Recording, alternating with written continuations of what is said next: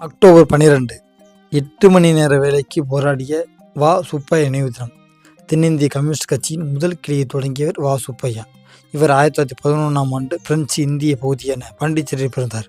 1933ஆம் ஆண்டு ஹரிசன சேவா சங்கம் தொடங்கினார்.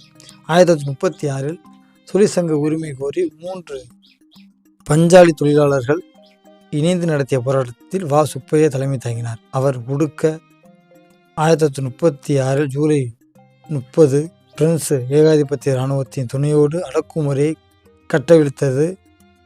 போராட்டத்தில் துப்பாக்கி சூட்டில் 12 தொழிலாளர்கள் உயிரிழந்தனர். இந்த சம்பவம் உலக நாடுகளின் கவனத்தை புதுச்சேரி பக்கம் திருப்பியது. இப்போராட்டத்தின் விளைவாக 1937 ஏப்ரல் 6 பிரெஞ்சு இந்தியாவிற்கான தொழிற்சங்க சட்டம் இயற்றப்பட்டது. இதன் மூலம்தான் நாள் ஒன்றுக்கு 8 மணி நேர வேலை மட்டுமே வேலை செய்யவும், தொழிற்சங்கம் அனைத்தும் உழைப்பாளர்கள் தங்களது உரிமைகளை பாதுகாத்து கொள்ளவும் சுப்பையா வழிவகுத்தார். 1993 அக்டோபர் 12 அவர் காலமானார். அவர் நினைவாக 2011 இந்திய அரசு தபால் தலை வெளியிட்டு கௌரவித்தது.